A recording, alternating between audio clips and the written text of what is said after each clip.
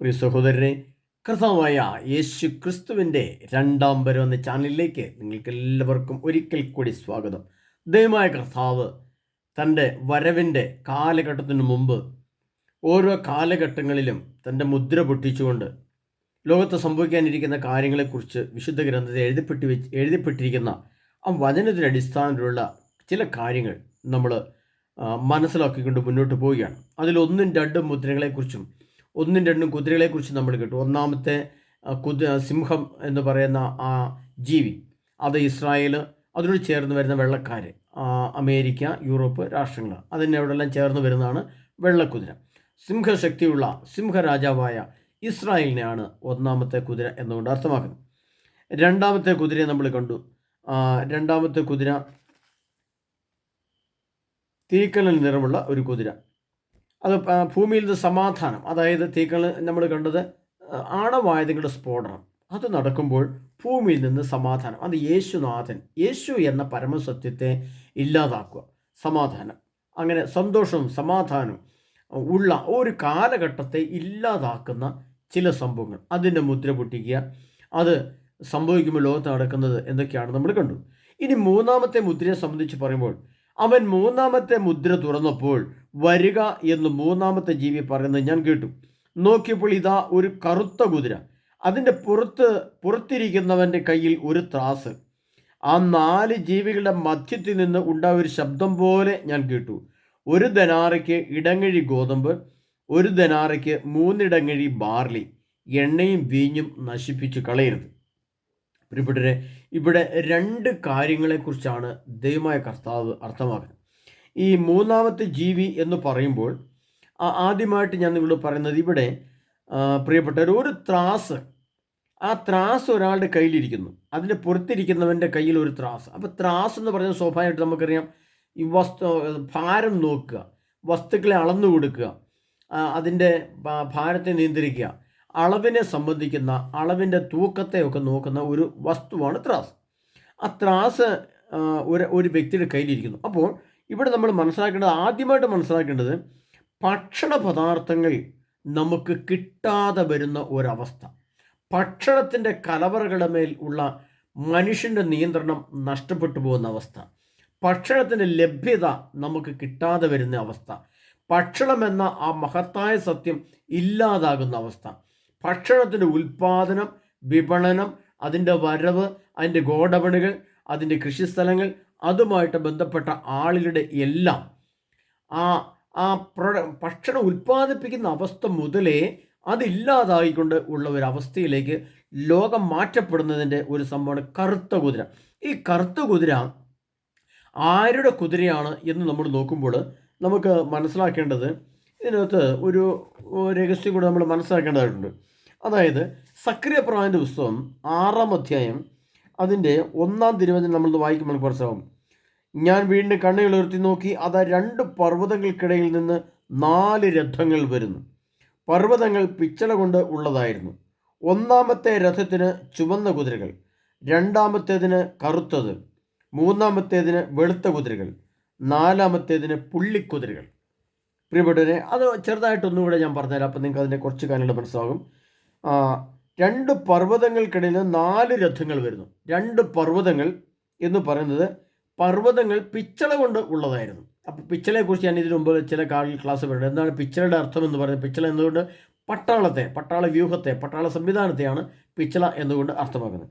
2 പർവ്വതങ്ങൾ എന്ന് പറയുന്നത് ഉത്തര ധ്രുവവും ദക്ഷിണ ധ്രുവവും അല്ല, മറിച്ച് ഉത്തര ധ്രുവ ഭാഗത്ത് ഇരിക്കുന്ന ഭരണാധിപന്മാർ.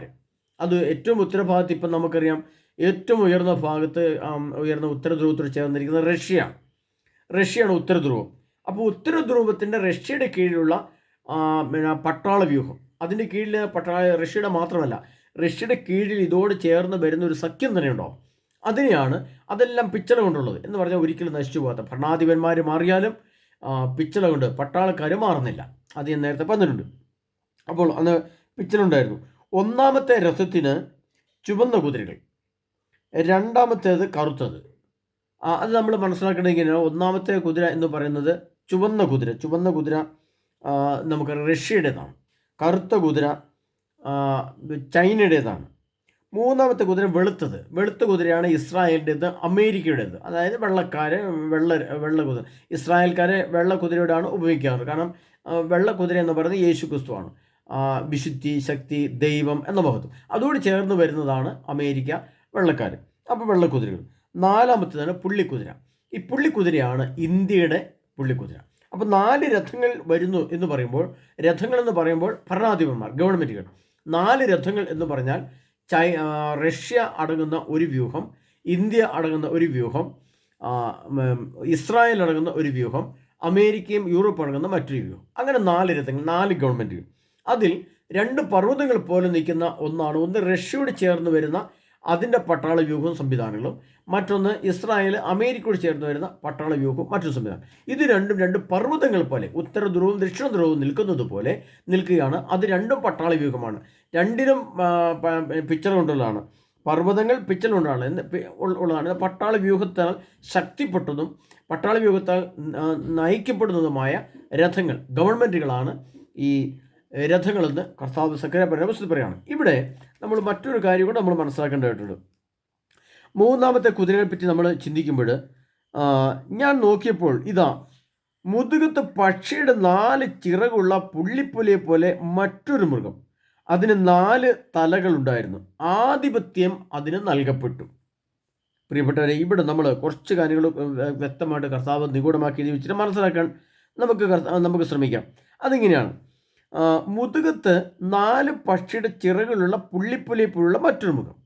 അത് എന്താണ് അതിൻ്റെ അർത്ഥം? അത് നമുക്ക് വായിക്കുമ്പോൾ പഴയ കാലഘട്ടങ്ങളിലെ അർത്ഥത്തെക്കാളേറെ പഴയ നിയമഗ്രന്ഥത്തിലെ ആ മൃഗങ്ങളുടെ സ്വഭാവത്തെ, ഗ്രീക്ക് സംസ്കാരം, യവന സംസ്കാരം, ബാബിലോൺ സംസ്കാരം, ഇസ്രായേൽ സംസ്കാരം, അതിൻ്റെ ഭരണാധിപന്മാർ, അതിൻ്റെ പട്ടാള ചിട്ടുകൾ, അതിൻ്റെ എമ്പളങ്ങൾ, അതിൻ്റെ മുദ്രകൾ, അതൊന്നും നമ്മൾ ഇപ്പോൾ മനസ്സിലാക്കിയിട്ടുള്ള കാര്യമില്ല. മറിച്ച് ഇപ്പോഴത്തെ അവസ്ഥയിൽ നമ്മളത് മനസ്സിലാക്കേണ്ടത് എങ്ങനെയാണ് എന്ന് ചോദിച്ചു കഴിഞ്ഞാൽ, പ്രിയപ്പെട്ടവരെ, ഈ പുള്ളിപ്പുലി എന്നതുകൊണ്ട് അർത്ഥമാക്കുന്നത് ഇന്ത്യയാണെന്നും, ഇന്ത്യയെ സംബന്ധിച്ചിടത്തോളം അതിൻ്റെ 4 ചിറക് നമുക്കറിയാം.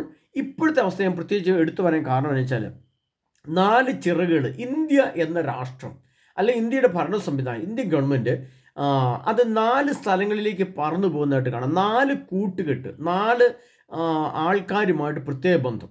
ഇന്ത്യയിലെ പ്രധാനമന്ത്രി പറഞ്ഞാൽ 1 ഇസ്രായേലിലേക്ക് പറക്കും, 2 ആ ചിറക് ഉപയോഗിച്ച് പുള്ളിപ്പുലിയാകുന്ന ഇന്ത്യയുടെ ഭരണാധിപന്മാർ അമേരിക്കയിലേക്ക് പറക്കും, മറ്റൊന്ന് ഇന്ത്യയുടെ കൂട്ടുകാരൊക്കെ ആയിട്ട് കാണുന്ന റഷ്യയിലേക്ക് പറക്കും. അപ്പം 4 ചിറകുകൾ പറക്കാൻ ഉപയോഗിച്ച് അവരുമായിട്ടുള്ള ബന്ധം, പറന്നെത്തുക, പറന്നു വരിക, പറന്നു പോവുക, അങ്ങനെ ആ ബന്ധം സ്ഥാപിക്കപ്പെട്ടിരിക്കുന്ന ഈ പുള്ളിപ്പുലിയുടെ ശക്തിയുള്ള ഇന്ത്യയുടെ കറുത്ത കുതിര വന്ന് ലോകത്ത് വീണാൽ എന്തു സംഭവിക്കും?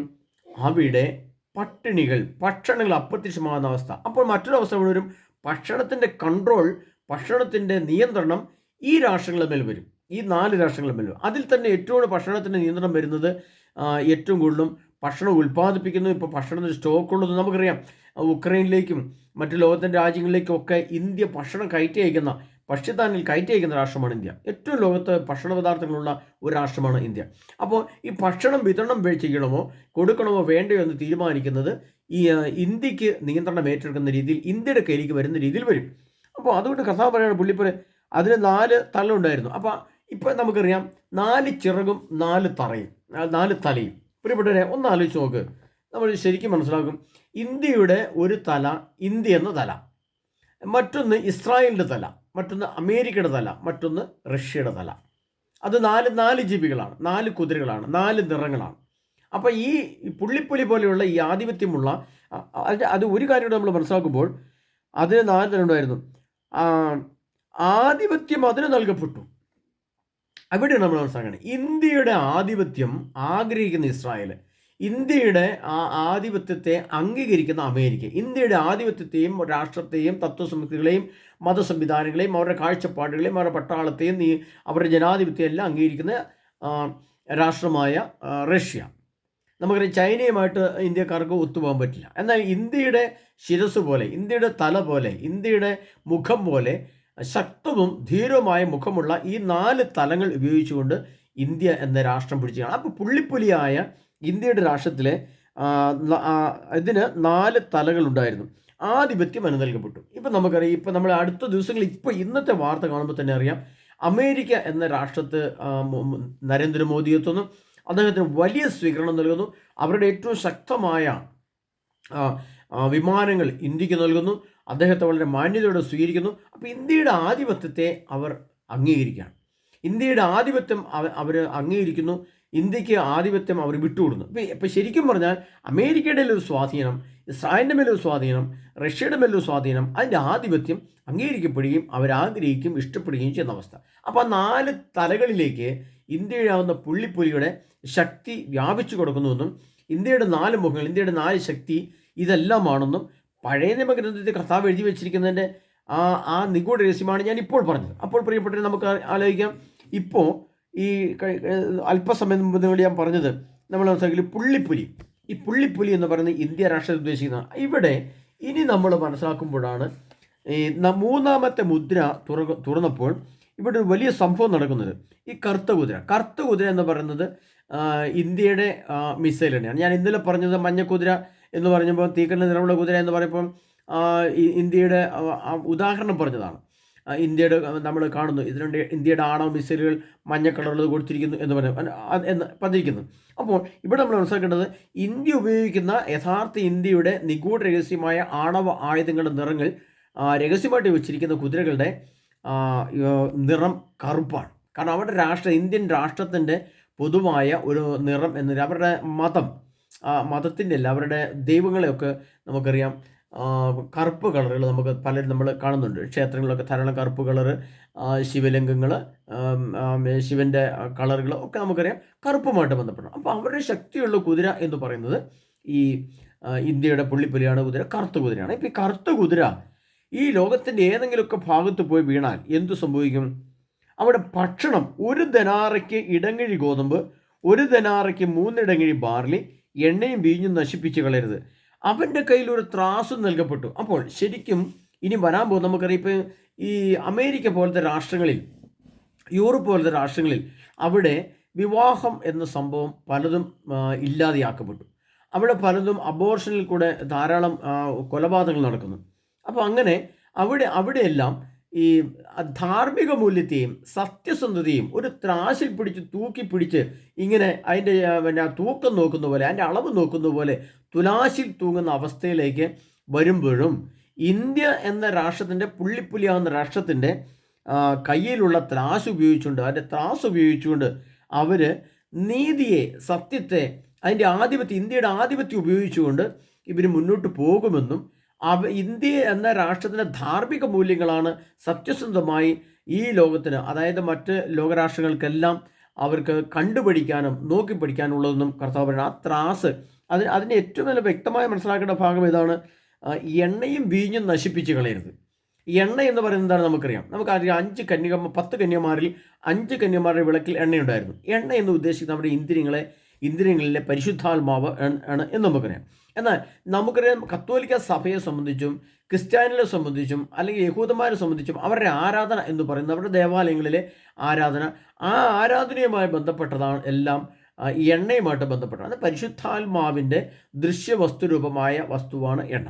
അപ്പോൾ ഈ ഇസ്രായേൽക്കാരും ക്രിസ്ത്യാനികളും ആരാധിക്കുമ്പോൾ അവരിലേക്ക് ദൈവത്തിൻ്റെ പരിശുദ്ധാത്മാവാದ എണ്ണ നിറയുന്നത് പോലെ ഈ ആരാധന അവരുടെ ഹൈന്ദവ ആരാധനയാണെങ്കിലും അവരുടെ ക്ഷേത്രങ്ങളിൽ ശക്തമായ പാട്ടുകളും അവരുടെ ആരാധനകളും അവരുടെ എഴുന്നള്ളിപ്പുകളും അവരുടെ അമ്പലങ്ങളും ആ സമയത്തും നിലനിൽക്കും. എന്നാൽ മറ്റുള്ള രാഷ്ട്രങ്ങളിൽ അതില്ലാതെയാവും. ഇതിൻ്റെ ത്രാസു പോലെ ഇത് ഈ ഇന്ത്യ രാജ്യം നശിച്ചു പോകുന്ന അവസ്ഥയിലും അതിനെ പിടിച്ചു നിർത്തുന്നത്, അതിൻ്റെ അളവിനെ നിയന്ത്രിച്ചു നിർത്തുന്നത് ഇന്ത്യ എന്ന രാഷ്ട്രം സാധിക്കും. മറ്റുള്ള എല്ലാ രാഷ്ട്രങ്ങളിൽ നിന്നും ഇത് അപ്രത്യക്ഷമാകുന്ന സമയത്തും ഈ പുള്ളിപ്പുലിയുടെ രാഷ്ട്രത്തിൽ ഇത് നീതി ഉണ്ടായിരിക്കും എന്നാണ് അർത്ഥം.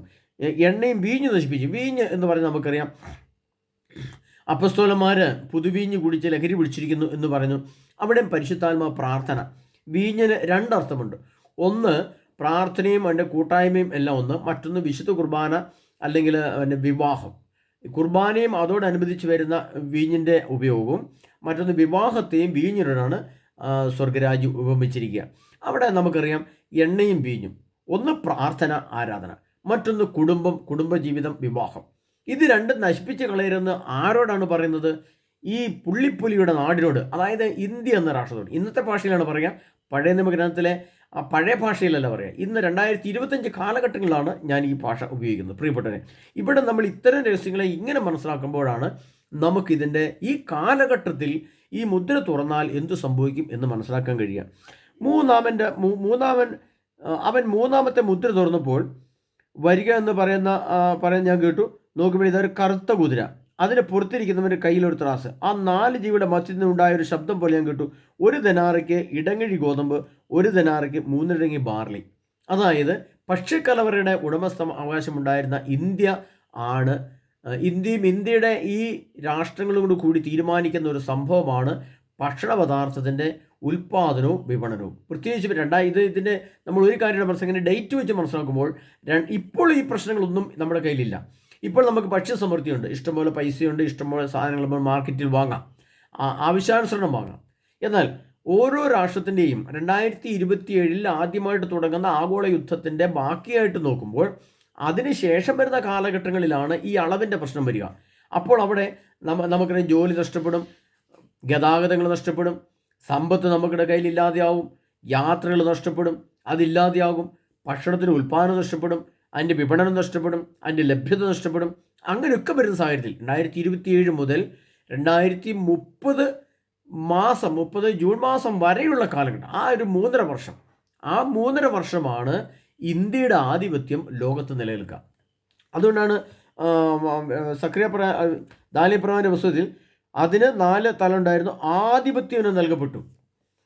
ഈ ആധിപത്യം ഈ 1 ദനാർക്ക് കിട്ടുന്ന അരി അല്ലെങ്കിൽ 1 ദനാർക്ക് കിട്ടുന്ന ബാർലി, ഗോതമ്പ് എന്നതുപോലെ അപ്പോൾ അല്പമെങ്കിലും ആഹാരം കിട്ടുവാനുള്ള സംവിധാനം ഒരുക്കുന്നതും ആ കിട്ടുന്നതും ഇന്ത്യയുടെ ആധിപത്യവും ഇന്ത്യയുടെ മഹത്വം കൊണ്ടായിരിക്കും. ബാക്കിയുള്ള രാഷ്ട്രങ്ങളിലെല്ലാം ഭക്ഷ്യപദാർത്ഥങ്ങളുടെ ലഭ്യതയും ഭക്ഷണത്തിന് ഇല്ലായ്മയും ഉണ്ടാകുമ്പോൾ ഇത് അല്പമെങ്കിലും കിട്ടാനുള്ള സംവിധാനം ഈ നീതിബോധമുള്ള ധാർമ്മിക മൂല്യമുള്ള ഇന്ത്യ രാഷ്ട്രത്തിൽ നിന്ന് ലഭിക്കും. അത് 2030 വരെയാണ്. എന്നാൽ ഇവിടെ മറ്റൊരു സംഭവം കൂടെ നമ്മൾ വളരെ നിഗൂഢമായിട്ട് മനസ്സിലാക്കി വരുമ്പോഴാണ് ഇതിൻ്റെ ചില കാര്യങ്ങൾ നമുക്ക് മനസ്സിലാക്കാൻ കഴിയുക. അത് ഇപ്രകാരമാണ്. പ്രിയപ്പെട്ടവരെ,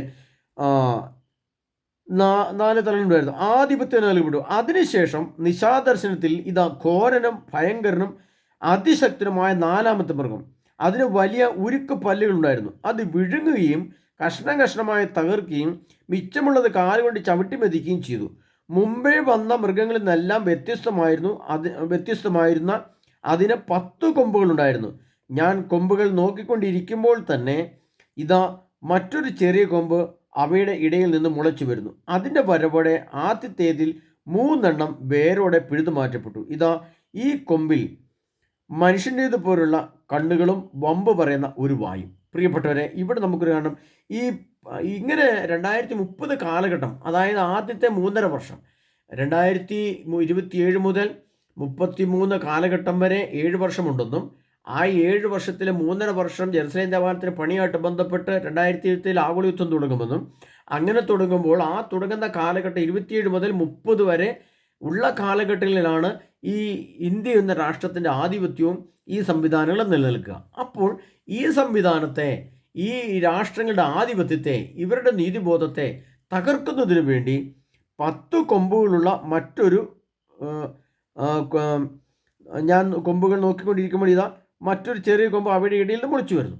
അത് എന്താണെന്ന് ചോദിച്ചു കഴിഞ്ഞാൽ, ഈ കൊമ്പെന്ന് പറഞ്ഞാൽ തന്നെ നമുക്കറിയാം, അത് കുത്താനും മറ്റുള്ളവരെ നശിപ്പിക്കാനും തകർക്കാനുമാണ് കൊമ്പ് ഉപയോഗിക്കുക. കൊമ്പിന് അഹങ്കാരം എന്നൊരു വാക്കുകൂടിയുണ്ട്. അപ്പോൾ 10 കൊമ്പ് ഈ കാലഘട്ടത്തിൽ 2030 കാലഘട്ടം വരുമ്പോൾ ഇന്ത്യയുടെയും ഈ 4 ശിരസ്സുള്ള ഈ ജീവികളുടെയും ആധിപത്യത്തെ മാറ്റപ്പെടുകയും അതിനുശേഷം 10 കൊമ്പുകളുടെ ആധിപത്യമുള്ള 10 രാജാക്കന്മാർ ഭൂമിയിൽ നിന്ന് ഉയർന്നു വരികയും ചെയ്യും. ഇനി നമുക്കൊരു കാര്യം ഇവിടെ മനസ്സിലാക്കാം. ഈ 4 ജീവി, ദാനിയേൽ പ്രവാചകന്റെ പുസ്തകം തന്നെ 7-ാം അധ്യായം അതിന് 17-ാം തിരുവചനത്തിൽ പറയുന്നത്, ഭൂമിയിൽ നിന്ന് ഉയർന്നു വരുന്ന 4 രാജാക്കന്മാരാണ് ഈ 4 മഹാമൃഗങ്ങൾ. ദാനിയേൽ പ്രവചനത്തിൽ ആകാശത്തിലെ 4 കാറ്റുകളും മഹാസമുദ്രത്തെ ഇളക്കി മറിക്കുന്ന നിശാദർശനത്തിൽ ഞാൻ കണ്ടു. 4 വലിയ മൃഗങ്ങൾ കടലിൽ നിന്ന് കയറി വരുന്നത് ഞാൻ കണ്ടു. 4 വലിയ മൃഗങ്ങൾ കടലിൽ നിന്ന് കയറി വരുന്നത് ഞാൻ കണ്ടു. അപ്പോൾ ആ മൃഗങ്ങൾ ആരാണെന്നുള്ളത് കർത്താവ് പറയുകയാണ്. ഭൂമിയിൽ നിന്ന് ഉയർന്നു വരുന്ന 4 രാജാക്കന്മാരാണ് ഈ 4 മഹാമൃഗങ്ങൾ. അപ്പോൾ ഈ 4 മൃഗങ്ങൾ അതുകൊണ്ടാണ് ഞാൻ പറഞ്ഞത് ഉത്തര ധ്രുവം ദക്ഷിണ ധ്രുവം. ആ 2 ധ്രുവങ്ങൾക്കിടയിൽ നിന്നും 4 രഥങ്ങൾ വരുന്നു. ആ 4 രഥങ്ങൾ 4 ഗവൺമെൻറ്റുകളാണ്. ആ 4 ഗവൺമെൻറ്റുകൾ വളരെ ശക്തമാണ്. അതിൽ ഏറ്റവും കൂടുതൽ പ്രാധാന്യമുള്ളത് 2030 കാലഘട്ടം വരെ ആധിപത്യം സ്ഥാപിക്കാൻ കഴിവും ശക്തിയുമുള്ള രാജ്യമാണ് ഇന്ത്യയെന്നും ആ ഇന്ത്യയുടെ ആധിപത്യം 2030 കൂടി അവസാനിക്കുമെന്നും ഈ അവസാനിക്കുന്ന കാലഘട്ടങ്ങളിൽ എന്തു സംഭവിക്കും? മറ്റ് 10 കൊമ്പോട് കൂടിയ മറ്റൊരു ആധിപത്യം വരികയും ചെയ്യും.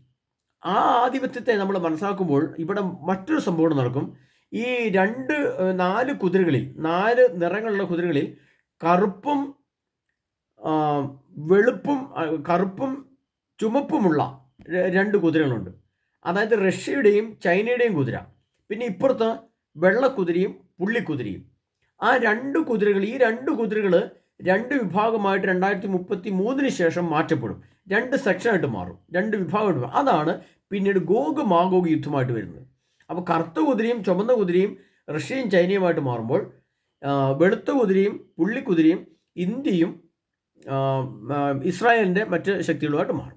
അത് ഗോഗ് മാഗോഗ് യുദ്ധത്തിലേക്ക് തിരിയും. അത് 33 ശേഷം അതിൻ്റെ സംവിധാനം ഒരുക്കപ്പെടുന്നത് 2030 2030 മുതൽ 33 വരെയുള്ള കാലഘട്ടങ്ങളിൽ എന്തു സംഭവിക്കുമെന്ന് ചോദിച്ചാൽ ഈ 10 കൊമ്പുകളായിട്ട് കയറി വരുന്ന രാഷ്ട്രങ്ങൾ വരുന്നുണ്ട്. അതിൻ്റെ ഇടയിൽ നിന്ന്, ആ കൊമ്പുകൾക്കിടയിൽ നിന്ന് ഒരു ചെറിയ കൊമ്പ് മുളച്ച് വരുന്നത് ഞാൻ കണ്ടു. ഞാൻ കൊമ്പുകൾ നോക്കിക്കൊണ്ടിരിക്കുമ്പോൾ തന്നെ ഇതാ മറ്റൊരു ചെറിയ കൊമ്പ് അവിടെ ഇടയിൽ നിന്ന് മുളച്ചു വരുന്നു. ആ ചെറിയ കൊമ്പാണ് പ്രിയപ്പെട്ടവരെ ഇതിൻ്റെ തന്നെ എല്ലാം ഈ 2030 കാലഘട്ടം വരുമ്പോൾ ഈ 10 കൊമ്പിൻ്റെ ആധിപത്യമുള്ള മുസ്ലിം രാഷ്ട്രങ്ങളും നമുക്കറിയാം തുർക്കി, ഇറാന്, ഉത്തര കൊറിയ, ചൈന, റഷ്യ, പാകിസ്ഥാൻ, ഇങ്ങനെയുള്ള കുറേ രാഷ്ട്രങ്ങളെല്ലാം കൂടി 10 കൊമ്പായിട്ട് വരും. ആ 10 കൊമ്പിൻ്റെ ഇടയിൽ നിന്നും മറ്റൊരു കൊമ്പ് മുളച്ച് വരുന്നതാണ് എതിർ ക്രിസ്തു. അതാണ് ആൻറ്റി ക്രൈസ്റ്റ്. ആ ആൻറ്റി ക്രൈസ്റ്റ് മുളച്ച് വന്നു കഴിയുമ്പോൾ ആധിപത്യം, ഈ ഇന്ത്യയുടെ ആധിപത്യവും ഇന്ത്യയോട് ചേർന്ന രാഷ്ട്രങ്ങളുടെ ആധിപത്യം നഷ്ടപ്പെടുകയും എതിർ ക്രിസ്തുവിൻ്റെ ആധിപത്യത്തിലേക്ക് ഈ 2 കറുത്ത കുതിരയും ചുമന്ന കുതിരയും മാറുന്നതോടുകൂടി അത് ഗോഗ് മാഗോഗായിട്ട് രൂപാന്തരപ്പെടുന്നതോടുകൂടി എന്ത് സംഭവിക്കും?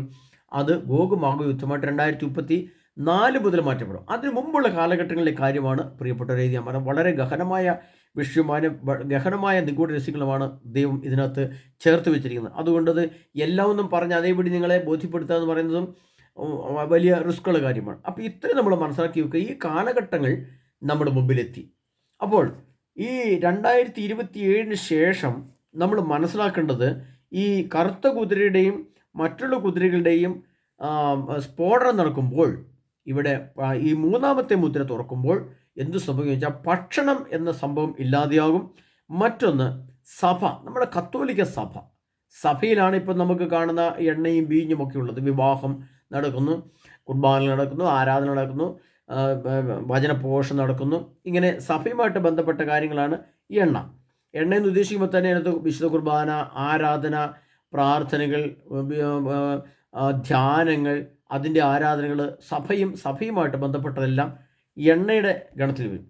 വീഞ്ഞും എന്ന് പറയുന്നത്, വീഞ്ഞ് എന്ന് പറയും വിവാഹത്തെയാണ് ഏറ്റവും കൂടുതൽ ദൈവം അർത്ഥമാക്കുന്നത്.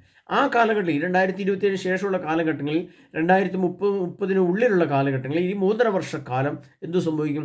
വിവാഹം എന്നത് എന്നേക്കുമായിട്ട് നശിച്ചു പോകും, ഇല്ലാതെയാവും. അപ്പോൾ കർത്താവ് പറയുകയാണ്, ഇത് വളരെ രഹസ്യമായിട്ടെങ്കിലും കുടുംബം അല്ലെങ്കിൽ പ്രത്യേകിച്ച് അതിൻ്റെ കാരണം ദൈവം പറയാൻ കാരണം, ഇനി ഈ ഇലോൺ മസ്കിൻ്റെ ഒക്കെ വലിയ വലിയ യന്ത്രങ്ങളും വലിയ വലിയ റോബോട്ടുകളൊക്കെ ലോകത്ത് വരുമ്പോൾ വിവാഹത്തിൻ്റെ പ്രാധാന്യം നഷ്ടപ്പെടുകയും മറ്റു ചില കാര്യങ്ങളിൽ ശ്രദ്ധ മനുഷ്യൻ ഗതിരിക്കുകയും ചെയ്യുന്നൊരു പശ്ചാത്തലം വരും. അപ്പോൾ അവിടെയും കർത്താവ് പറയാണ്, നിങ്ങൾ വിവാഹമെന്ന സംഭവത്തെ ഇല്ലാതെയാക്കിയേക്കരുത്, യേശുമായിട്ട് ബന്ധപ്പെട്ടുള്ള ആരാധനകളും പ്രാർത്ഥനകളും നിർത്തിക്കളഞ്ഞേക്കരുത്, എണ്ണയും ബീജും നശിപ്പിച്ച് കളയരുത്. അത് ആരോടാണ് പറയുന്നത്? അത് ഇന്ത്യ രാജ്യത്തോടാണ് പറയുന്നത്. മറ്റൊരു രാഷ്ട്രത്തോട് പറഞ്ഞാൽ അവിടെ അതിൽ പോയില്ല. അപ്പോൾ റഷ്യയോട് പറഞ്ഞാൽ റഷ്യ പറയും, ഞങ്ങൾക്ക് ഇതിൻ്റെ ആവശ്യമില്ല, ഞങ്ങളൊന്നും വിശ്വസിക്കുന്നത്. ഇപ്പോൾ നമുക്കറിയാം, ഓൾറെഡി യൂറോപ്പിൽ തന്നെ നമുക്ക് മനസ്സിലാക്കിയ ഒരു സത്യമായി, യൂറോപ്പിലൊക്കെ വിശ്വാസവും ത്യാഗം സംഭവിച്ചു, വിശ്വാസവും വിശുദ്ധി ഇല്ലാതെയായി. പരിശുദ്ധ കുർബാന ചുരുങ്ങിയ സ്ഥലങ്ങളിലേ ഉള്ളൂ, ദേവാലയങ്ങൾ പലതും ബാറായിട്ട് മാറുന്നതൊക്കെ നമ്മൾ കേൾക്കുന്നുണ്ട്. അവിടെയൊക്കെ പരിശുദ്ധ കുർബാനയും ആരാധനയും സുവിശേഷവും ഇല്ലാതായി വരുന്നു. അപ്പോൾ അവിടെ പറഞ്ഞിട്ട് കാര്യമില്ല. അമേരിക്കയിൽ ഇപ്പോൾ ട്രംപ് വന്നതിന് ശേഷം അവിടെ ക്രിസ്ത്യാനിറ്റിക്ക് മഹത്വം കൊടുക്കുകയും ഇതൊക്കെ തിരിച്ചു പിടിക്കാൻ ശ്രമിക്കുന്നുണ്ട്. ഇന്ത്യയെ സംബന്ധിച്ചിടത്തോളം ഇന്ത്യയിൽ ഇത് വളരെ സനാതനമായിട്ട് മുന്നോട്ട് പോകുന്നുണ്ട്. ഇന്ത്യൻ ആത്മീയത വെച്ച് നോക്കുമ്പോൾ ഇവിടെ നമ്മുടെ സഭയ്ക്ക് രക്ഷയുണ്ട്. കേരള സഭ വളരെ ഭംഗിയായിട്ട് പോകുന്നുണ്ട്. കേരളത്തിലോ ഇന്ത്യയുടെ വിവിധ ഭാഗങ്ങളിൽ ഇപ്പോൾ കഴിഞ്ഞ പ്രാവശ്യം മണിപ്പൂരിൽ പ്രശ്നം വന്നപ്പോഴാണ് സഭയ്ക്ക് മണിപ്പൂരിലെ ക്രിസ്ത്യാനികൾക്ക് പീഡനം ഏൽക്കേണ്ടി വന്നത്. എന്നാൽ മറ്റുള്ള സംസ്ഥാനങ്ങളിലൊക്കെ കത്തോലിക്ക സഭ വളരെ ശക്തമായിട്ട് പോകുന്നുണ്ട്. അവിടെ പ്രാർത്ഥനയും കൂട്ടായ്മയും ധ്യാനവും ആരാധനയും കുർബാനയും ഇടവകയും രൂപതയും എല്ലാം ഉണ്ട്. അപ്പോൾ ഇന്ത്യ എന്ന രാഷ്ട്രത്തിൽ ഇത് പറഞ്ഞാൽ മാത്രമേ, ഈ സംവിധാനത്തോട് പറഞ്ഞാൽ മാത്രമേ, ഈ സംവിധാനത്തുള്ളവർ മാത്രമേ ഇതിന് മൂല്യം കൊടുക്കുകയുള്ളൂ. ഇപ്പോൾ അടുത്തൊരു 5 വർഷം കൂടെ നരേന്ദ്രമോദിയാണ് അധികാരത്തിൽ വരുന്നതെങ്കിൽ നമ്മുടെ സഭയ്ക്കൊക്കെ അവർ വില തരും. നമ്മുടെ സഭയെ, നമ്മുടെ ആരാധനയെ, നമ്മുടെ കത്തോലിക്ക സഭയെ വിലമതിക്കുന്നുണ്ട് നരേന്ദ്രമോദി. എന്നാൽ മറ്റു രാഷ്ട്രങ്ങൾ വിധികളിൽ ഇപ്പോൾ ചൈനക്കാർ നമ്മുടെ സഭയെ വിലമതിക്കുമോ? ഒരിക്കലും വിലമതിക്കില്ല. അത് അവരുടെ ആശയങ്ങളുമായിട്ട് പോയുള്ളൂ. അപ്പോൾ കർത്താവ് ഇവിടെ പറയാണ് എണ്ണയും വീഞ്ഞും നശിപ്പിച്ച് കളയരുത്. പക്ഷേ അവിടെ മറ്റൊരു കാര്യം സംഭവിക്കും. 1 ദിനാറയ്ക്ക് ഇടങ്ങഴി ഗോതമ്പ്, 1 ദിനാറയ്ക്ക് 3 ഇടങ്ങഴി ബാർലി എന്ന് പറഞ്ഞാൽ പ്രിയപ്പെട്ടവരെ, ഈ കാലഘട്ടത്തിൽ 2027 മുതൽ പിന്നീട് മേലേക്കുള്ള എല്ലാ കാലഘട്ടങ്ങളിലും ഭക്ഷണ പദാർത്ഥം 1 ധനാറയ്ക്ക് എന്ന് പറഞ്ഞാൽ ഇപ്പോൾ നമുക്ക് ധനാറയുടെ ആ അളവ് ഏതാണ് എന്താണെന്ന് നമുക്കറിയാൻ പറ്റില്ല. അപ്പോൾ ഇന്നത്തെ നമ്മൾ ഡോളർ എടുത്താൽ $1 85 രൂപയാണ് വില. നമുക്കറിയാം നമ്മുടെ ഇന്ത്യൻ രൂപ 85 രൂപ കൊടുക്കുമ്പോൾ നമുക്ക് $1 കിട്ടുന്നത്. അപ്പോൾ $1 നമുക്ക് എന്താ കിട്ടുന്നത്? ഇടങ്ങഴി എന്ന് പറഞ്ഞാൽ 1/2 കിലോ അരി. അത് ഇന്നത്തെ ഭാഷ നമ്മൾ പറയുമ്പോൾ ഇങ്ങനെ മനസ്സിലാക്കിയാൽ മതി. 1/2 കിലോ അരി കിട്ടും. 3 ഇടങ്ങഴി ബാർലി, അപ്പോൾ 1.5 കിലോ ഗോതമ്പും കിട്ടും. ബാർലി നമുക്കിവിടെ എന്ന് പറഞ്ഞാൽ 1/2 കിലോ അരിയും 1.5 കിലോ ഗോതമ്പും, അല്ലെങ്കിൽ 1.5 കിലോ ഭക്ഷണം, ഇങ്ങനെ കിട്ടുള്ളൂ. അതിനുള്ള കാര്യങ്ങൾ മാത്രമേ ആ കാലഘട്ടങ്ങളിൽ ഉണ്ടായിരിക്കുകയുള്ളൂ എന്ന് കർത്താവായ ദൈവം വളരെ വ്യക്തമായിട്ട് എഴുതി വെച്ചിരിക്കുകയാണ്. അതെങ്ങനെയാണ് കിട്ടുന്നത്? അത് ഈ ത്രാസിൽ അളന്ന് കിട്ടും. അത് എങ്ങനെ അളക്കും? ഓരോ വ്യക്തിയും ദൈവം അളക്കും ഓരോ വ്യക്തിക്ക് എത്ര കൊടുക്കും, ഈവൻ ഇതിനുള്ള അർഹതയുണ്ടോ ഇല്ലെങ്കിൽ ഇതുപോലും കിട്ടാത്ത ആളുകളും ആ കാലഘട്ടത്തിലുണ്ടാവും. അതുപോലെ തന്നെ നമുക്ക് പ്രത്യേകം മനസ്സിലാക്കേണ്ട ഒരു സത്യം ഇതാണ്. നോക്കുമ്പോൾ അതിന് പുറത്തിരിക്കുന്നതിനൊരു ത്രാസ്. അതായത് സഭയെ സംബന്ധിച്ച് സഭ ആഗോള തിരുസഭയ്ക്ക് ഈ കാലഘട്ടം 27 മുതലുള്ള കാലഘട്ടങ്ങളിൽ സഭയുടെ അപ്രത്യക്ഷീകരണം ഉണ്ടാവാം, സഭ വളരെ ചുരുങ്ങിപ്പോയെന്ന് വരാം, സഭയുടെ പ്രാർത്ഥനകൾ നഷ്ടപ്പെട്ട അവസ്ഥ വരാം, ദേവാലയങ്ങളിൽ കുർബാനകൾ നിന്നു പോകാം, ആരാധനകളും ധ്യാനങ്ങളും നിന്നു പോകാം. അപ്പോൾ നിന്നു പോകുക തന്നെ ചെയ്യും പ്രിയപ്പെട്ടവരെ. കാരണം വെച്ച് ഇത് കർത്താവ് ഈ രാഷ്ട്രത്തോട് പറയുകയാണ്, എന്താ പറഞ്ഞത്? എണ്ണയും വീഞ്ഞും നശിപ്പിച്ച് കളയരുത്. അപ്പോൾ രഹസ്യമായിട്ട് അതിന് പ്രത്യേകമായിട്ട് നിങ്ങൾ ഇക്കാര്യത്തിൽ ശ്രദ്ധിക്കണം, നിങ്ങൾ സൂക്ഷിക്കണം. എണ്ണ പരിശുദ്ധാത്മാവ് എന്ന് പറഞ്ഞാൽ നമുക്കറിയാം, ഒരു മനുഷ്യൻ ചലിക്കണമെങ്കിൽ ജീവൻ വേണം. ഈ ജീവനെ എനർജി, അതൊരു ശക്തിയാണ്. എന്നതുപോലെ നമ്മുടെ ഹൃദയത്തിൽ ദൈവത്തിൻ്റെ പരിശുദ്ധാത്മാവ് അഗ്നിരൂപത്തിൽ വസിക്കുന്ന ആത്മാവുണ്ട്. ആ ആത്മാവ് പരിശുദ്ധാത്മാവായിരിക്കണം. ഓരോ വ്യക്തിയുടെ ഹൃദയത്തിൽ സഭയെ നോക്കി കർത്താവ് പറയുമ്പോൾ ഇത് എണ്ണ എന്ന് പറയുന്നു. മറ്റുള്ള ഇന്ത്യ എന്ന രാഷ്ട്രത്തെ നോക്കുമ്പോൾ അവരുടെ പ്രാർത്ഥന, അവർ ആരാധിക്കുന്നത് അവരുടെ ദൈവത്തെ ആണെങ്കിൽ അവർ പ്രാർത്ഥനയായിട്ട് അവർ സ്വീകരിക്കുന്നുണ്ടല്ലോ. അതുപോലും ചുറ്റുമുള്ള രാഷ്ട്രങ്ങളിൽ ഇല്ലാതെ വരുന്ന പശ്ചാത്തലം ഈ കാലഘട്ടങ്ങളിൽ വരുമെന്നാണ് അതിനർത്ഥം. അപ്പോൾ എണ്ണയും വീഞ്ഞും നശിപ്പിച്ച് കളയരുത് എന്ന് കർത്താവ് ഈ 3ാമത്തെ മുദ്ര തുറന്നുകൊണ്ട് പറയുകയാണ്. പക്ഷേ അവിടെ ഇന്ത്യയുടെ മിസൈലുകൾ മറ്റു രാഷ്ട്രങ്ങളിലേക്ക് പോവുകയും ഇന്ത്യയിലേക്ക് ചില മിസൈലുകൾ വരികയും ഒക്കെ ചെയ്യുന്ന അവസ്ഥ വരും. അപ്പോൾ ഈ ഭക്ഷണ സംവിധാനത്തിൻ്റെ കുറവുകൾ എല്ലാം സംഭവിക്കും. അതിനാൽ കർത്താവ് ഈ 3ാമത്തെ മുദ്ര, അവൻ 3ാമത്തെ തുറന്നപ്പോൾ വരിക എന്ന് 3ാമത്തെ ജീവി പറയുന്നത് ഞാൻ കേട്ടു. നോക്കിയപ്പോൾ ഇതാ ഒരു കറുത്ത കുതിര, അതിൻ്റെ പുറത്തിരിക്കുന്നവൻ്റെ കയ്യിൽ ഒരു ത്രാസ്. ആ 4 ജീവികളുടെ മധ്യത്തിൽ നിന്ന് ഉണ്ടായ ഒരു ശബ്ദം പോലെ ഞാൻ കേട്ടു. 1 ധനാറയ്ക്ക് ഇടങ്ങഴി ഗോതമ്പ്, 1 ധനാറയ്ക്ക് 3 ഇടങ്ങഴി ബാർലി. അപ്പോൾ ആ 4 അവിടെ നമ്മൾ ശ്രദ്ധിക്കണം. ആ 4 ജീവികളുടെ മധ്യത്തിൽ നിന്ന്, അത് നമ്മൾ ശ്രദ്ധിക്കേണ്ട ഒരു കാര്യം, ഈ Russia, India, Israel, America, Europe എല്ലാം കൂടെ ഒരു ഇതായിട്ട് വരും. ഇസ്രായേൽ വേർന്നായിട്ട് വരും. ഈ 4 ശിരസ്സുകളുടെ മധ്യത്തിൽ നിന്ന്, എന്നോട് 4 രാഷ്ട്രങ്ങളും കൂടി തീരുമാനിക്കുകയാണ് നമുക്ക് ഈ രീതിയിൽ ഭക്ഷണം ഇനി മറ്റുള്ളവർക്ക് കൊടുക്കാം, അല്ലാതെ കൊടുക്കാനുള്ള സാധന ലഭ്യത നമുക്കില്ല, അതിൻ്റെ ഗോഡൗണുകളൊക്കെ കാലിയാവുന്നു, അല്ലെങ്കിൽ ഗോഡൗണിൽ ഇരിക്കുന്ന ഭക്ഷണ പദാർത്ഥങ്ങൾ ഈ രീതിയിലേ കൊടുക്കാൻ പറ്റുള്ളൂ. അതിൽ കൂടുതൽ കൊടുത്താൽ സാധനം ഇല്ലാതെയാവും. അതിന് ഉൽപ്പാദിപ്പിച്ച് ഗോഡൗണിലേക്ക് വന്നെങ്കിലല്ലേ സ്റ്റോക്ക് ചെയ്യാൻ പറ്റുള്ളൂ. അപ്പോൾ ഈ രീതിയിൽ കൊടുത്താൽ ഒരു വർഷം കൊടുക്കാം, അല്ലെങ്കിൽ 2 വർഷം കൊടുക്കാം, അല്ലെങ്കിൽ 3 വർഷം കൊടുക്കാം എന്നുള്ള തീരുമാനം ഈ 4 ജീവികളിൽ നിന്നും ഉണ്ടാകുമ്പോൾ ഈ രീതിയിൽ മാത്രം ഭക്ഷണം കൊടുക്കുന്ന അവസ്ഥയിലേക്ക് ഈ കാലഘട്ടം മാറും എന്ന് വളരെ വ്യക്തമായിട്ട് കർത്താവ് അതിനകത്ത് എഴുതി വെച്ചിരിക്കുകയാണ്. അത്ര നിഗൂഢമായിട്ടാണ് കർത്താവ് കാര്യങ്ങൾ എഴുതി വെച്ചിരിക്കുന്ന പ്രിയ സഹോദരങ്ങളെ. അതിനാൽ 3ാമത്തെ മുദ്രയുടെ അവസ്ഥ എന്ന് പറയുന്നത് സഭയെ ബാധിക്കുന്നതും ഭക്ഷണത്തെ ബാധിക്കുന്നതും. ആ 5-6 വചനങ്ങൾ, 3ാമത്തെ മുദ്രയെ സംബന്ധിക്കുന്ന 5-6 വചനങ്ങളിൽ എഴുതപ്പെട്ടിരിക്കുന്ന 2 ആശയങ്ങളാണ്. ഒന്ന്, സഭയ്ക്ക് വലിയ ക്ഷതങ്ങൾ സംഭവിക്കും, സഭ വളരെ ചുരുങ്ങും, സഭയുടെ ശൂന്യതയിലേക്ക് വരും, സഭയില്ലാതെ വന്നേക്കാം, ഉള്ള സഭകൾ നിലനിൽക്കാൻ വളരെ ബുദ്ധിമുട്ടിയേക്കാം, അല്ലെങ്കിൽ രഹസ്യ സഭകൾ രൂപാന്തരം പ്രാപിച്ചേക്കാം, അല്ലെങ്കിൽ ചിലപ്പോൾ ദേവാലയങ്ങളുടെ വിശുദ്ധ ബലികൾ ചില വീടുകളിലേക്ക് മാറ്റപ്പെട്ടേക്കാം. ഇങ്ങനെയൊക്കെ സഭയെ സംബന്ധിക്കുന്ന വലിയ നിർണായക സംഭവങ്ങൾ ആ കാലഘട്ടത്തിൽ നടക്കും. രണ്ടാമത്തെയാണ് ഭക്ഷണത്തിന് ലഭ്യത. അതാണ് ഈ പറഞ്ഞു കഴിഞ്ഞത്. പ്രിയപ്പെട്ടവരെ, 3ാമത്തെ മുദ്രയുടെ തുറക്കൽ എന്ന് പറയുമ്പോൾ ഇതിൻ്റെ ഡേറ്റ് നമ്മൾ ചിന്തിക്കുമ്പോൾ ഇതെല്ലാം എപ്പോൾ സംഭവിക്കും? 2027 ആഗോള യുദ്ധത്തിന് തുടക്കം. അവിടുന്ന് 2ാമത്തെ മുദ്ര തുറക്കുന്നു, ആണവ യുദ്ധം പൊട്ടിപ്പുറപ്പെടുന്നു. ഇവിടുന്ന് എല്ലാ ഓരോ രാഷ്ട്രങ്ങളിലേക്ക് ആണവ മിസൈൽ വീഴുന്നു. ആണവ മിസൈൽ വീഴുമ്പോൾ ഭൂമിയിൽ നിന്ന് സമാധാനം എടുത്ത് മാറ്റത്തക്ക രീതിയിൽ ഭക്ഷണം വാങ്ങാൻ പുറത്തേക്ക് ഇറങ്ങാൻ പോലും പറ്റാത്ത വിധം വലിയ സമാധാനം നഷ്ടപ്പെട്ട, മനുഷ്യർ പരസ്പരം ഹിംസിക്കുമാർ 2ാമത്തെ മുദ്ര നമ്മൾ കണ്ടു ഇന്നലെ. അങ്ങനെ വരുന്നു. അപ്പോൾ ഭക്ഷണം വാങ്ങാൻ പോലും നമുക്ക് പുറത്തിറങ്ങാൻ പറ്റാതെ വരും. എപ്പോഴും ഈ മരണത്തിൻ്റെ അസ്വസ്ഥയിൽ വരുന്ന കാലഘട്ടം ഈ കാലഘട്ടത്തിൽ ആഗതമാകും. അതിന് 27 കാലഘട്ടങ്ങൾ എന്ന് പറയുന്നത് നമ്മൾ ചിന്തിക്കുന്നതിന് അപ്പുറത്തേക്കാണ് പ്രിയപ്പെട്ട സഹോദരങ്ങളെ. ഭൂമിയിൽ നിന്ന് സമാധാനം മാറ്റുക, അതിൻ്റെ സംവിധാനം മാറ്റപ്പെടുക, അതിൻ്റെ ഭരണ സംവിധാനങ്ങൾ മാറ്റപ്പെടുക, അതിൻ്റെ നീതിന്യായ കോടതികൾ അപ്രത്യക്ഷമാക്കുക, അല്ലെങ്കിൽ നീതിന്യായ കോടതി നിലവിൽ ഇരിക്കെ തന്നെ ഇപ്പോൾ തന്നെ നമുക്കറിയാം കേരളത്തിലൊക്കെ എന്താണ് സംഭവിക്കുന്നത്? നമ്മൾ ഇത്രമാത്രം ബലാത്സംഗങ്ങൾ നടക്കുന്നു, കൊലപാതകങ്ങൾ നടക്കുന്നു, റാഗിങ്ങൾ നടക്കുന്നു, അനീതി നടക്കുന്നു, അക്രമം നടക്കുന്നു, എത്രയോ ഭവനങ്ങളിൽ ഭാര്യാഭർത്താക്കന്മാർ പരസ്പരം കൊല്ലപ്പെടുന്നു, ഉപേക്ഷിക്കപ്പെടുന്നു. അനീതി കൊച്ചി പോലെ സ്ഥലങ്ങളിൽ വലിയ അനീതിയുടെ ഇത് കാണുന്നു. ഒരുപാട് സ്ത്രീകൾ മദ്യം കഴിക്കുന്നു, തെരുവ് നൃത്തങ്ങൾ നടക്കുന്നു. ഇങ്ങനെയൊക്കെ നടക്കുന്നു. ഇവിടെ കോടതി ഇല്ലായിട്ടാണോ? ഇവിടെ ഗവൺമെൻറ് ഇല്ലായിട്ടാണോ? ഇവിടെ നീതിന്യായ സംവിധാനം ഇല്ലായിട്ടാണോ? ഇവിടെ മന്ത്രിസഭ ഇല്ലായിട്ടാണോ? ഇവിടെ ഭരണ സംവിധാനം ഇല്ലായിട്ടാണോ ഇതൊക്കെ സംഭവിക്കുന്നത്? ഇതൊക്കെ സംഭവിക്കുമ്പോൾ ഈ സംവിധാനങ്ങൾ നിലവിലിത് ഇരിക്കെ തന്നെ ഈ സംവിധാനങ്ങളെല്ലാം നടക്കുന്നു. കഴിഞ്ഞ ദിവസം നമ്മൾ കേട്ട റാങ്കിങ് സംവിധാനം, ഇവിടെ ഭരണ സംവിധാനം ഇല്ലായിട്ടാണോ? ഇവിടെ മന്ത്രിസഭ ഇല്ലായിട്ടാണോ? പോലീസും കോടതി ഇല്ലായിട്ടാണോ ഇത് സംഭവിക്കുന്നത്? അപ്പോൾ ഇതൊക്കെ ഉണ്ടായിരിക്കെ ഇത് സംഭവിക്കുമ്പോഴും ഇതിനൊരു കുറവ് വന്നാൽ, അല്ലെങ്കിൽ ഒരു ഇല്ലായ്മ വന്നാൽ, പിന്നീട് സംഭവിക്കുന്ന മനുഷ്യബുദ്ധിക്ക് അപ്രാപ്യമാണ്, അതിഭയാനകമായിരിക്കും. അപ്പോൾ പ്രിയ സഹോദരങ്ങളെ, കർത്താവായ ഇവിടെയാണ് ഞാൻ നിങ്ങൾ പ്രത്യേകം ഓർപ്പിക്കുന്നത്. വെളിപാട് ഗ്രന്ഥം 22-ാം അധ്യായം 14-ാം തിരുവചനം. അവിടെ കർത്താവ് എന്താണ് പറയുന്നത്? ജീവന്റെ വൃക്ഷത്തിൽ അവകാശം ലഭിക്കാനും കവാടങ്ങളുടെ നഗരത്തിലേക്ക് പ്രവേശിക്കാനും തങ്ങളുടെ അങ്കികൾ കഴുകി വിശുദ്ധീകരിക്കുന്നവർ ഭാഗ്യവാന്മാർ. ആ വിശുദ്ധി വെളിപാട് 3:10 വരുമ്പോൾ കർത്താവ് പറയുന്നത് സകല ഭൂവാസികളെയും പരിശോധിക്കാനായി ലോകത്തിൽ ഉണ്ടാകാനിരിക്കുന്ന 3ാമത്തെ മുദ്ര തുറക്കുമുണ്ടാകുന്ന ഈ പ്രശ്നങ്ങൾ ഉണ്ടാകുമ്പോൾ ഇതുപോലെ ഓരോ വ്യക്തിയും പരിശോധിക്കും.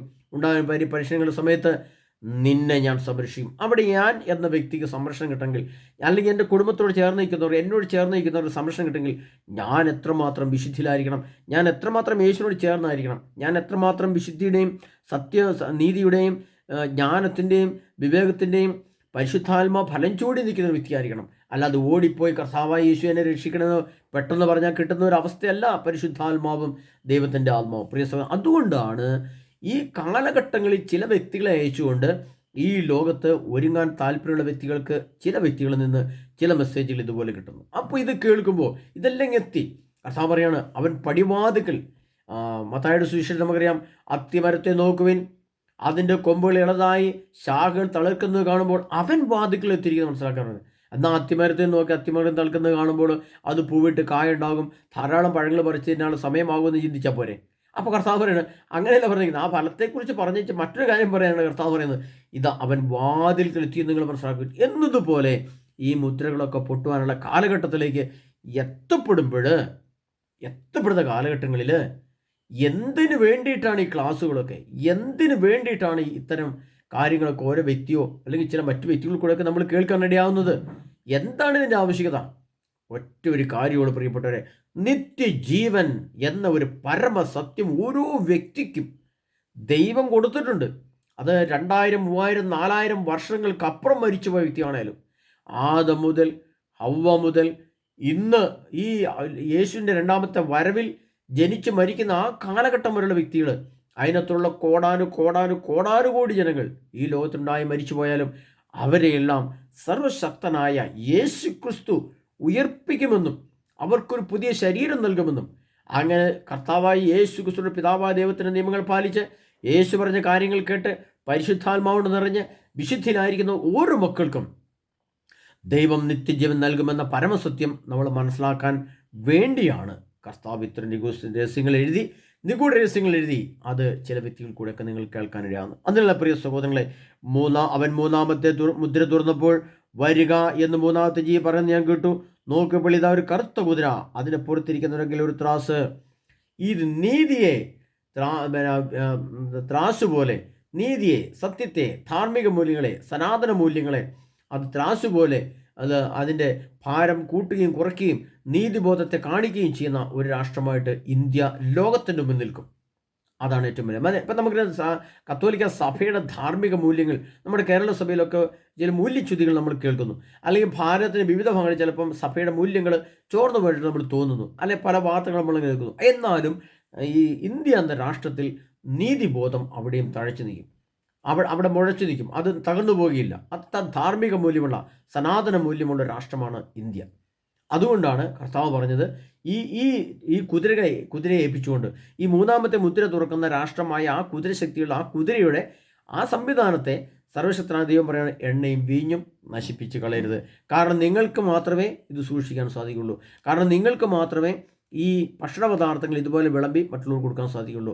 ഇവിടെ 2027 മുതൽ 2030 ജൂൺ മാസം വരെ 3.5 വർഷക്കാലം, ആദ്യത്തെ 3.5 വർഷക്കാലം ഇന്ത്യക്ക് നല്ല സ്വാധീനം ഉണ്ടാവുകയും ഇന്ത്യ വളരുകയും ഇന്ത്യ ശക്തിപ്പെടുകയും ഇന്ത്യയുടെ ആധിപത്യം മറ്റുള്ള രാഷ്ട്രങ്ങൾ ഏറ്റെടുക്കുകയും അംഗീകരിക്കുകയും ചെയ്യുന്ന അവസ്ഥയിൽ പോകും. എന്നാൽ 2030 ജൂൺ മാസത്തിന് ശേഷം വരുന്ന കാലഘട്ടങ്ങളിൽ എന്തു സംഭവിക്കും? ഈ മറ്റു 10 കൊമ്പുകൾ ശക്തിപ്പെടുകയും ഈ ആധിപത്യത്തെ വേരോടെ പിഴുതു മാറ്റപ്പെട്ടിരുന്നു പറഞ്ഞിരിക്കുന്നത്. വേരോടെ പിഴുതു മാറ്റി, എന്നാൽ അതിനകത്ത് ഒരു രാഷ്ട്രം വേരോടെ പിഴുതു മാറ്റപ്പെടുന്നത് അത് ഇസ്രായേൽ എന്ന രാഷ്ട്രമാണ്. ആ ഇസ്രായേൽ എന്ന രാഷ്ട്രം അപ്പോൾ അവിടെ നിലനിൽക്കുകയും ഇസ്രായേൽ എന്ന രാഷ്ട്രത്തെ ആർക്കും തോൽപ്പിക്കാൻ പറ്റാത്ത വിധം അജയ്യമായി, അത്ഭുതകരമായി ഇസ്രായേൽ എന്ന രാഷ്ട്രത്തെ യേശു ക്രിസ്തു നയിക്കുകയും ചെയ്യും. അത് സക്രിയാപ്രവചന പുസ്തകത്തിൽ പറയുന്നുണ്ട്. ജെറുസലേമിനെ കിഴക്കുള്ള ഒലിമലയിൽ അന്ന് അവിടുന്ന് നിലയുറപ്പിക്കും. അവൻ യുദ്ധത്തിൽ എന്നതുപോലെ അവരോട് പോരാടുമെന്ന്. ആ യുദ്ധത്തെ നയിക്കുന്നത് യേശു ക്രിസ്തുവാണ്. അതുകൊണ്ട് ഇസ്രായേൽ എന്ന രാഷ്ട്രം 3 എണ്ണം പിഴുതു മാറ്റപ്പെട്ടു, അപ്പോഴും 1 നിലനിന്നു, അത് ഇസ്രായേലാണ്. അപ്പോൾ പ്രിയ സഹോദരങ്ങളെ, മൂന്നാമത്തെ മുദ്രയെ സംബന്ധിക്കുന്ന കാര്യങ്ങൾ ഇത്ര ഗഹനമാണ്. അതിനാൽ നമ്മളതെല്ലാം മനസ്സിലാക്കിക്കൊണ്ട് ഇതെല്ലാം മനസ്സിലാക്കുമ്പോഴും എൻ്റെ ആത്മാവിലൊരു ചിന്ത വേണം, എനിക്കൊരുങ്ങണം, ഞാൻ രക്ഷപ്പെട്ടേ പറ്റൂ ഇപ്പോൾ, ഈ നിമിഷം. പ്രിയപ്പെട്ടവരെ, വരുന്ന ആഴ്ചകളിൽ നമുക്കറിയാം, ഇനി ലോകത്ത് പെട്ടെന്ന് വലിയ സംഭവങ്ങളൊന്നും പൊട്ടിപ്പുറപ്പെട്ടിട്ടില്ലെങ്കിൽ, വലിയ പ്രശ്നങ്ങളൊന്നും ഗൾഫ് മേഖലയിൽ ഉണ്ടായിട്ടില്ലെങ്കിൽ, കുറച്ച് നോർമലായിട്ടുള്ള മുന്നോട്ട് പോവുകയാണെങ്കിൽ നമുക്ക് അടുത്ത 1-2 മാസങ്ങളിലൊക്കെ കുറച്ചുകൂടെ ധ്യാനം കൂടാനും കുറച്ചുകൂടെ ഒരുങ്ങാനുള്ള അവസരം ദൈവം തന്നെ ഒരുക്കിത്തരും. കർത്താവ് ഇതിൻ്റെ വക്കിലാണ് നമ്മളുള്ളത്. ഏത് നിമിഷം ഇതൊക്കെ നിന്ന് പോകാം. അപ്പോൾ നല്ല പ്രിയ സഹോദരങ്ങളെ, കിട്ടുന്ന അവസരത്തെ ഉപയോഗിച്ചുകൊണ്ട് എത്രയും പെട്ടെന്ന് ധ്യാന സെൻറ്ററുകളിൽ തന്നെ നിങ്ങൾ വരണം. അവിടെ നിന്ന് നിങ്ങൾക്ക് ഇത്ര വിശദമായ ക്ലാസ്സുകൾ കിട്ടി, വിശദമായ കുമ്പസാരത്തിന് ഒരുക്കം കിട്ടി, വിശദമായ കുമ്പസാരം നടത്തി പരിശുദ്ധാത്മാവോട് നിറഞ്ഞ് എണ്ണയും വീഞ്ഞും നശിപ്പിച്ച് കളയാതെ ഹൃദയത്തിൽ, പരിശുദ്ധ കുർബാന വീഞ്ഞിൻ്റെ സ്ഥാനമാണ്. അപ്പോൾ അത് വിശുദ്ധ കുർബാനയെ സൂക്ഷിക്കാൻ, കുടുംബജീവിതത്തെ സൂക്ഷിക്കാൻ എണ്ണ പരിശുദ്ധാത്മാവാണ്. ആരാധന, ദൈവവചനം, പ്രാർത്ഥനകൾ, ഇതെല്ലാമായിട്ട് ബന്ധപ്പെട്ട കാര്യങ്ങളായിട്ട് മുന്നോട്ട് പോകാൻ നമുക്ക് സാധിക്കുള്ളൂ. അതിനാ പ്രിയ സഹോദരങ്ങളെ, കർത്താവായ യേശു ക്രിസ്തു നമ്മെ ഓരോരുത്തരും സമൃദ്ധമായി അനുഗ്രഹിക്കട്ടെ. കർത്താവായ യേശു ക്രിസ്തു നമ്മെ മുന്നോട്ട് നയിക്കട്ടെ. പരിശുദ്ധാത്മാവ് നമ്മളിൽ നിറഞ്ഞു നിൽക്കട്ടെ. അതിനെ നമ്മെ ഓരോരുത്തരെയും സർവശക്തനായ ഈശോ അനുഗ്രഹിക്കുമാറാട്ടെ. ആമേൻ.